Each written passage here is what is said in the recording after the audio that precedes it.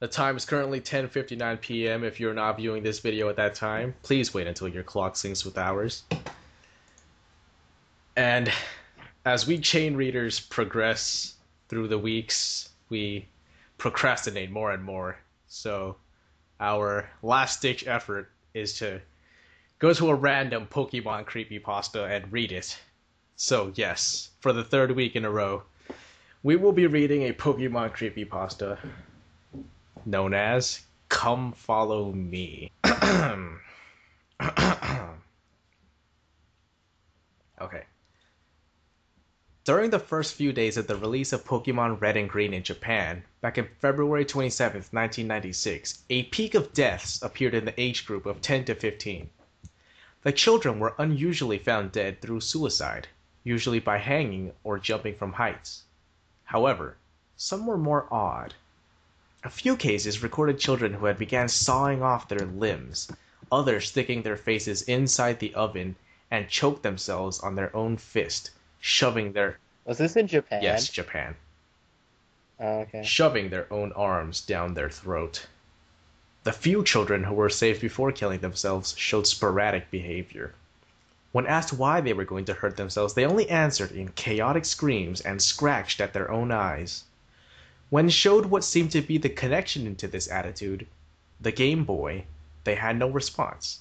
But when combined with either Pokemon Red or Green, the screams would continue and they would do their best to leave the room it was located in. This confirmed the authorities' suspicion that the games, somehow, had a connection to these children and the deaths. It was a strange case, because many children who had the same games did not show this behavior, but only... I guess when they went through the forest of Pokemon, they took the psychopath. Oh, yeah!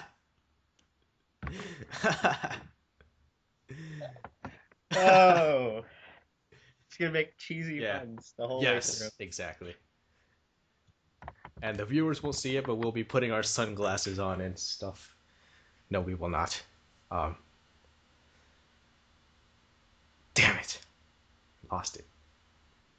I heard that one of the kids lost both his left arm and his leg when he was like self-injuring himself.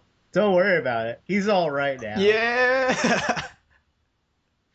All right, back to the story. Oh, but only a few. The police had no choice but to pursue this, since they had no other leads. Collecting all the cartridges these children had purchased, they kept them sealed away as strong evidence to look over later. They decided the first thing to do was to talk to the programmers themselves. The first person they met was the director of the original games, Satoshi Tajiri. When told about the deaths surrounding his games, he seemed slightly uneasy, but admitted nothing. He led them to the main programmers of the game, the people responsible for the actual content. The detectives met Takanori Oota, one of the main programmers of the game. Unlike Satoshi, he did not seem uneasy, but very kept, explaining that it was impossible to use something like a game to cause such deaths, and also bringing up the point that not all the children were affected. He brushed it off as some kind of odd coincidence of mass hysteria. It seemed like he was hiding something, but he wasn't giving way. Finally, he did say something interesting. Takanori had heard a rumor going around that the music for Lavender Town, one of the locations in the game, had caused some children to go ill. It was only a rumor, and had no real definite backup, but it was still something to look into. He directed the detectives to Junichi Masuda, the music composer of the series. Masuda had also heard of these rumors, but again said they had no evidence that his music was the cause. Even to prove a point, he played the exact song from the game completely through with no effects to anyone, the detectives nor Masuda himself, feeling anything different or odd. Although they still had their suspicions of Masuda and the music of Lavender Town, it seemed they had reached another dead end. Going back to the cartridges they had seized from the homes of the children, they decided to take a slightly more direct look at the games. They knew it was these games that gave the children the ill effects, so they took extreme caution. Popping in the cartridge and turning the console on, the game screen booted, the title screen appeared, and the option to continue or create a new game appeared. When they chose to continue the game, stats of that game appeared. They saw the names of the children who had played, usually Red or another simple name. However, the interesting thing was the time played and the number of Pokemon they owned. On every game, the time was very low, and all of them had only a single Pokemon in their inventory. They came to the stunning reality that it could not have been the music from Lavender Town that had caused such ill effects in the children, since it was. They say stunning. It's. Did they really think it was the music in the first place? Was it really that shocking? It wasn't the music. Well, it was a rumor, but there are creepypastas surrounding Lavender Town, which does have kind of creepy music. Okay, since it was impossible to reach that part of the game in such small amount of time and with only one Pokemon in their inventory, this brought them to the conclusion that something early on in the game had to be the cause. If it wasn't the music, nor the title screen, it had to be something within the first few minutes of the game itself. They had no choice but to turn off the game now and go back to the programmers. Asking for a list of all the programmers from Takanori, they found, surprisingly, that one of the programmers had committed suicide shortly after the game was released. His name was Chiro Miura, a very obscure programmer who had provided very little for the game. Even more interestingly, he had requested his name did not appear in the credits of the game, and so it. What was his name again? Chiro Miura. Would you say he was cheery? No. Yeah, because he killed himself. I was going up for this whole line where I was all like, I guess he wasn't so cheery after he died. Yeah. No. It's kind of too late for that now. But it's like a real stretch because his name wasn't Cheer. Yeah. Okay. Looking over the evidence found at Chiro's apartment, they found many notes written in bold marker. Most of it was crumpled or marked out, making it very difficult to read. The few words they could find in the mess was "do not enter," "watch out," and "come follow me" in bold. The detectives were unsure what these meant, but knew they had to have a connection. Further searching, they discovered Chiro was good friends with one of the map designers, Koji Nishino, and this was probably the only reason Chiro had given a part in making the game. Koji Nishino, since the release of the game, had locked himself in his apartment, barely leaving in the dark of night to fetch anything he might need. He told his friends and family he was mourning for his dear friend Chiro, but they didn't believe this, since Nishino had locked himself up the day the game was put in stores, a few days before Chiro had killed himself. It was troubling, but the authorities finally persuaded Nishino to sit down and speak with them.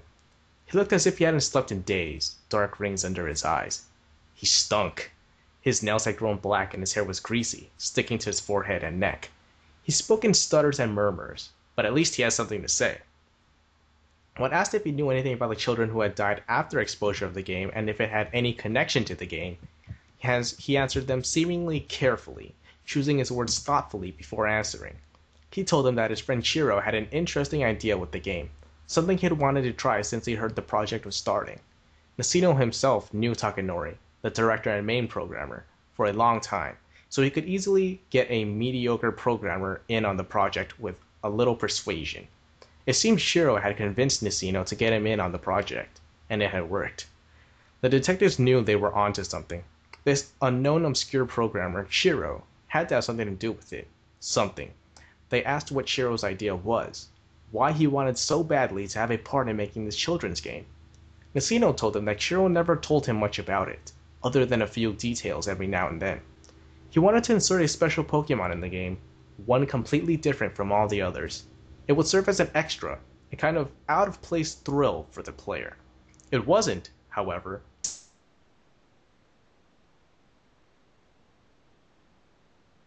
first time this has ever happened.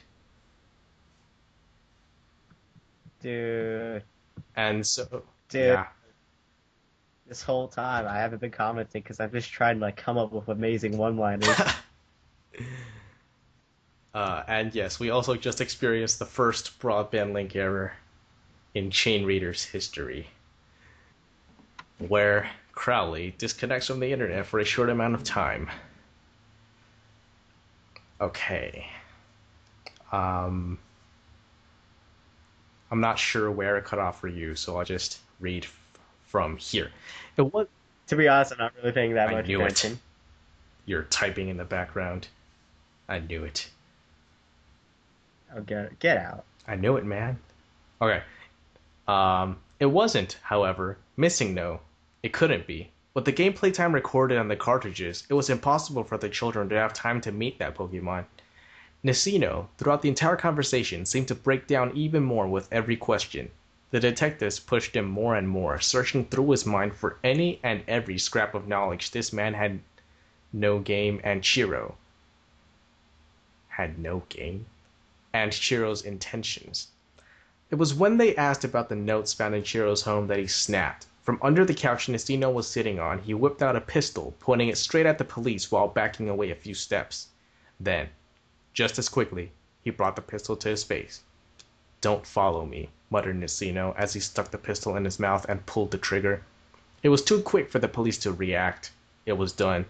Nacino had killed himself, repeating slightly different what was written on one of Chiro's papers. It seemed all leads had finally died. The team who had created this original game were splitting up, becoming harder to find. It was as if they were keeping a secret. When the police finally managed to talk with anyone who had parts in the game, even the obscure character designers or monster designers, it seemed they had nothing of interest to say. Most of them didn't even know Chiro, and the few who did only seen him once or twice working on the game itself. Throughout all of this, the only confirmation they had was that Chiro was indeed the one who had worked on the very early parts of the game. It had been a couple of months after the original children's suicides and the death rate had dropped dramatically. It seemed that the game was no longer giving any ill effects to any children. The callback of the games that was planned was cancelled, since it seemed the game was no longer harming any children. They had begun to think that maybe Takanori was right and it was all just a very odd coincidence or mass hysteria, until they received the letter. It was given to one of the detectives himself, quite directly out on the street. It was a woman who gave him the note, a very frail, thin, sick-looking thing. She gave him the letter quickly, telling him it was something he needed to see, and without waiting for a response or another word, she disappeared into the crowd. The detective brought it to his office, and calling the others in, he brought it out and read it aloud. It was a letter written by Chiro himself, but it wasn't one found at his apartment. They had thoroughly searched and cleared out the place, so wherever this letter had come from, it wasn't kept at his home. It was signed to be given to Nacino. It started off quite formal, a hello, how are you, regards to the family, and such. After one or two of these normal paragraphs, they reached a section that requested Nacino to get him into the game team, to get him a programming position in Pokemon Red and Green. So I just saw this one funny joke that probably would have gone into play earlier into the whole story, where you could say one of the kids was found frozen, and then somebody, no, I would go, I guess you could say he was too cool for school. And yeah. Put the actual sound clip in, yeah. Every time we say it? Okay. Yeah, As the letter continued, the handwriting seemed to grow more jittery. He talked about a glorious idea he had, a way to program something unseen in any game before. He said it would certainly revolutionize not only the gaming industry, but everyone. He went on to say that it was a very simple procedure to program this idea into the game. He did not even have to add any foreign programming, but could use what was already given in the game itself. This would, the detectives agreed, make it impossible to notice any obscurities in the programming itself. It was a perfect way to hide whatever this was. The letter ended abruptly. There was no goodbye, no say hi to the family, no write back, or thank you. Nothing like that. It was just his name, written hard in the letter where the paper almost broke through. It was only his name, Chiro Miura. This was the nail in the coffin for the detectives. They had no more suspicion about the cause. Chiro had programmed something into the early parts of the game, something maddening. To further increase this streak of success, they discovered that the programming team had worked in pairs, even Chiro himself.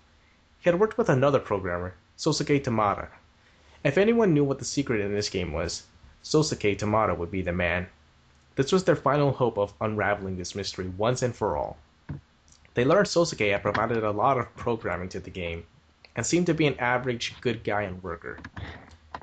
They were easily allowed into his home, a fair place, and they entered his living room where they sat. Sosuke did not sit, however.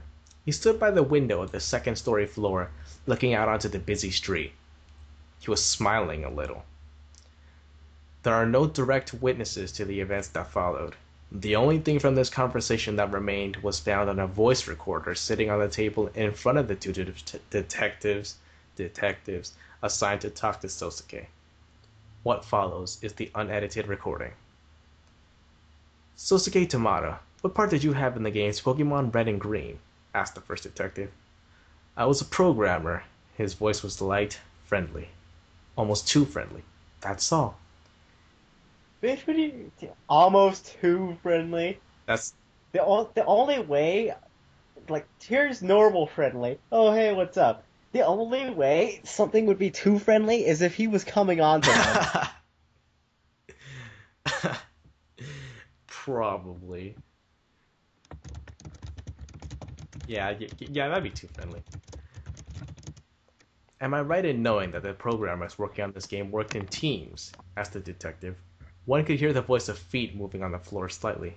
You would be right, said Sosuke after a moment of silence. And your partner, his name was... The detective was quickly cut off by Sosuke's eerie voice. Shiro Miura. That was his name. Shiro Miura. Another silence. It seemed the detectives were a little uneasy about this man. Could you tell us if Miura ever acted strange at all? Any particular behaviors you observed while working with him at all? Sosuke answered them. I don't know him that well, really. We didn't meet up frequently, only every once in a while to trade data, or when the entire group was called up for a meeting. Those are the only times I really ever saw him. He acted normal, as far as I could tell. He was a short man, and I think this affected his consciousness. He acted weaker than any other man I met. He was willing to do a lot of work to gain recognition, this I do know. I think... Silence. Yes? Asked the detective, pushing for him to continue. You think what? I think he was a very weak man. I think he wanted to prove himself regardless of this point. I think he wanted to make himself known for something special. Something that would make people forget about the way he looked and pay attention to the powerful mind that lay inside his skull. Unfortunately for him, however, he didn't have much of a mind to back up that reasoning. Why do you say that? Asked the second detective. Well, it's the simple truth, answered Sosuke quickly. His feet could be heard moving across the tiled floor. He was nothing special, even if you wanted to believe so. You can't become greatness, even if you believe it. It's impossible.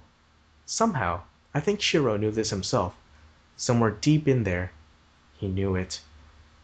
The detectives were silent again, not sure how to steer the conversation. After a moment, they continued. Can you tell us what Shiro's part of this game was? What did he work on exactly? Sosuke answered more quickly than before. Nothing. Nothing important. He worked on some obscure parts at the beginning of the game. A pause. Then a little more information. It was Oak's part, to be exact. He worked on some of Oak's parts. When he's seen first, you see. What else? So he was the guy who made Oak an idiot who couldn't tell if you were a boy or a girl. Yeah.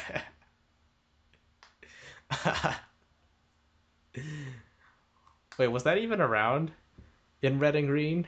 A Dude, it's always around. He just asks if you're a dude or female not. protagonist? I know it's in Fire Red and Leaf Green, but red, blue, and green version? You get to choose your gender. It's in all All of of them. We might have to check up on that. Okay, what else? Pushed the police. They could hear it in Sosuke's voice. He knew something. We know you know about the children and the deaths. We know it was Shiro who did it. He programmed something in the game. I know, you know, that you're not telling the truth. I know, you know, that you don't have any proof. Maybe you should like put the actual song in there. Then like get sued for copyright. That is our opening. Seriously? No, Yeah. That's no, right. Yeah. get out. What are you implying? Asked Sosuke. It sounded like he was trying to maintain his voice. We're implying that since you're his partner... Oh, they used the wrong "you're." If you're hiding something from us, then you could just as much be responsible for those children's deaths as Shiro is himself. You can't prove anything! Sosuke shouted. Tell us what Shiro did to the game, they shouted back. What I told him to. Well, this escalated quickly. That me. You didn't have the passion, though. You should have, like, screamed where he says, "You can't prove anything!" No, dude. You should have I screamed really that. wanted to, but I have my family upstairs, and I don't want to disturb them. Okay, so silence. Complete silence. You want to know, huh? Asked Sosuke finally, breaking the eerie silence, but replacing it with his Yeah, voice. because this whole conversation implied that they didn't want to know until I now. know, right? This guy. You want to know what this is all about? Chiro was an idiot. He'd do anything for a bit of attention. Anything at all. He couldn't program worth a either. The one thing he could do, however, was be manipulated. You could tell him what to do, and he'd do it. He wouldn't even question it. He'd do it. Just to hear that thank you when you received the finished product, that was his reasons. That's all he wanted. 2 clicks from the detective's guns could be heard. What? That's not self-defense at all. Well, I guess if they're gonna go in for the arrest, then I guess they These would do are that. 90s Japanese police. Do they even have like the same laws as us? I think it would matter. We are running out of time. I could control him flawlessly. He's a lot like Takanori. Of course, none of you knew this, but I was the one who brought up the idea of the game, the idea of the entire operation. I just told the fellow what to do, and he followed me without doubt. He knows nothing, just like Shiro. A sound of a window opening could be heard, followed by the detectives. Don't move or we'll shoot! And then, what you know, a Charizard jumps in and just starts setting everything on fire. Yeah. Oh wait, I just realized this is Pokemon. I could totally make like a bunch of paralyzed jokes and shit. Yeah. Let me tell you about a mechanic in the game, continues Sosuke. His voice was more rushed, but it still held that slyness. Consider it a hint, alright? If you walk around in grassy areas enough, a Pokemon will appear, and you'll have the chance to go into battle with it. It's a necessary part of the game overall, you see. Step away from the window. We won't warn you again. At the start of the game, you have to walk into the grassy area before Oak appears, and you receive your first Pokemon, understand me?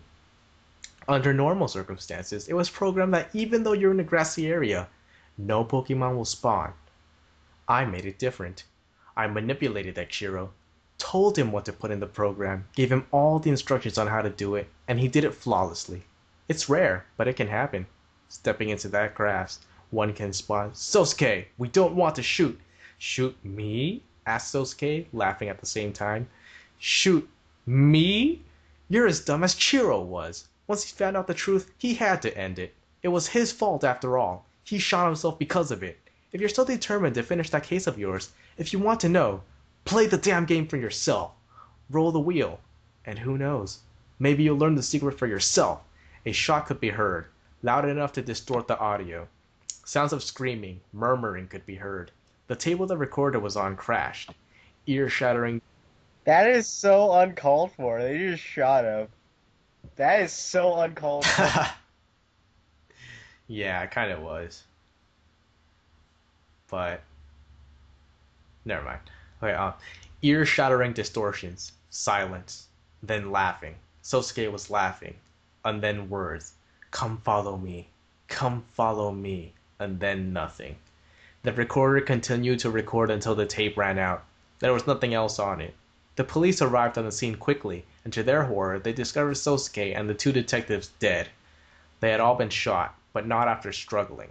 The detectives had been shot multiple times, at least 10 each, before dying after being shot in between their eyes. Sosuke himself had clearly died of 2 shots to his chest, straight through the heart. This game was causing a massacre. At least 100 children were dead. Nacino, the unsuspecting friend, dead. Chiro, the manipulated toy, dead. The 2 detectives, dead. And now, even the creator, the cause of this atrocity, Sosuke, dead. This game was stretching far over its original intentions. It was killing anyone and everyone who got involved. The lead detective had decided to put this case away. The man who committed the crime was dead, so there was no longer any reason to continue the case. All evidence, all the cartridges, all the notes, all the letters, they were locked away, kept in the darkness where they belonged. There were talks about the entire thing, small conversations every now and then, but over the years even these began to fade away. Eventually, the case was only a memory in the minds of those who experienced it firsthand. 10 years passed. February 27th, 2006 was the date. The lead detective, the man who locked away the original evidence 10 years previous, was reminded of the awful event that occurred. Although he was no longer in the force, he still had access to files and was helped when he could. The reminder of the event caused him to look back, to open the sealed container that held all the evidence collected. He read through the... Oh my god. I could have sworn something black was in my room. Out of the corner of my eye. Okay. Okay. Okay. Okay. The reminder of the event caused him to look back, to open the sealed container that held all the evidence collected. He read through the letters and the notes. He remembered the woman who had appeared to him on the street that one day and handed him that letter that led to the change of the entire case. He wondered who she was and where she had come from. Perhaps she was Chiro's mother, or maybe Sosuke's. It was far too late to pursue any of this. Far too late. Stealing the container again, he saw a second one directly behind it. Pulling it out, he read the note on top of it. Evidence number 2104A. He opened it up and looked inside. Filling the container were exactly 104 Pokemon Red and Green cartridges, each one in perfect condition, untouched since the day they had last checked them 10 years ago. He reached in and pulled one out. Pokemon Red. He hadn't seen one in a long time. He didn't know what he thought next, but he reached in his desk and pulled out an old Game Boy. He received it a long time ago, but it still worked. It was his son's, but he had died a few years ago. His wife was gone too. That was then, though. Popping in the cartridge in the back of the Game Boy, he turned on the system. The title screen. Then the option to continue or start a new game. Tanaka. That was the child's name, the one who played it first. He was probably dead, along with all the others. He pressed new game and started a new game. It was normal, average. He walked around, talked to his mother, went outside. He started walking towards the grass. In his head, he could still hear Sosuke's words. Even though he was not there, even though he had never seen the man in his life, he could still see him, hear him. Come follow me. He was getting closer and closer, only a step or two away. Roll the wheel and who knows, maybe you'll learn the secret for yourself. He entered the grass. The screen did nothing at first. Nothing at all. It just sat there, and so did the detective, completely frozen, as if time had just stopped for them. The screen went black, and then lit up again, the iconic green background with black text appearing. The lead detective's wary eyes grew wide. He couldn't help but read out what was there in front of him. Come follow me, come follow me, come follow me. I miss you, Dad. I miss you, my husband. I miss you so much. Tears formed in his eyes, falling down his cheeks. Screens and screens of text appeared, and he rapidly clicked the A button to continue it. It was his wife and child. They were speaking to him, calling to him, crying with him. They wanted to see him. They loved him. He loved them. I love you too, muttered the man in a hoarse, scratching voice. Come follow me. Become new again. We want to see you and hold you, and be with you forever and ever and ever and ever and ever. Don't stay away. You can see us too. We miss you. Come follow me. We love you. A black screen. The detective's eyes grew wide, his jaw dropping. The screen lit back up, and Oak was leading him out of the grass. Come follow me, said Oak. No! Shouted the man, dropping the game onto the floor. He quickly fell forward, reaching for it, bringing the screen back to his face. Bring them back. Bring them back to me. The game continued on as usual, not responding to the detective at all. My wife, my child, listen to me. Okay. Yeah. That is BS. You can't program I that. know, right? But apparently it happened. Bring them back to me, I said. Voices. He heard voices. Hundreds of voices. He turned around from his seat, looking behind him, and standing in his small room were children. Many children. Some had no eyes. Some had rings around their throats. Some were burned all across their body. They were screaming, reaching towards him. Bring back my mommy! Bring back my daddy! Bring back my pet! They all screamed out, reaching for the game, their mouths agape with horror and pain. I don't want them to go away. Bring them back to me. Bring them back to me. No! Shouted the detective. It's mine. My family is here. Don't touch it. Horror was across his face. Come follow me, said a voice. The lead detective looked over, and in the corner of his room, next to an old desk, was Sosuke. He stood in the corner, tall, handsome, and clean. A smile was on his face, stretching across his face. Come follow me. The lead detective jumped up, stepping back, trying to force away the children crawling towards him, reaching out for the game held tightly within his hands.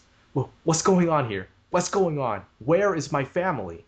Sosuke smiled generously. I'll show you. I'll help you get away from them, you see. Just follow me. Sosuke reached down and opened a drawer on the old desk. The lead detective, pushing through the crowd of children, trying to get away, looked inside. Sitting there, covered with dust, was his old gun from when he was on the force. He had not used that gun in many years and had put it away, not wanting to remember the things he had to do with it. But right now, he didn't see it as something that caused pain or that killed. It was shining. It was light. It was something that could set him free. Just follow me, said Sosuke, picking up the gun and putting it in the lead detective's hand. He formed his hand to hold the gun, then brought it up to his temple. Just pull the trigger. That's all. The lead detective turned around. The children were crawling at him, grabbing his legs and pulling at him. They reached for the game. He turned back towards Sosuke and smiled. My family. I'll follow you. He pulled the trigger. Bang. His brain spread the wall as he fell to the ground, dead. It was a few... You know what would be What? amusing? If he if he's just like, no, like the gun just doesn't work anymore from like no usage. That would be really funny. It's just too old to work. Yeah. Then he's like, oh my god, what was I gonna do? And then Sosuke's in the room and he's just kind of like looking at him awkwardly. It's like, oh, you're still there. That awkward moment. When you're about to kill yourself and then you don't. It was a few days before the body was discovered. It lay on the floor, blood everywhere. In one hand held an empty gun, and in the other was a classic Game Boy with Pokemon Red on the back. The battery had long died, and only an empty, black screen was left.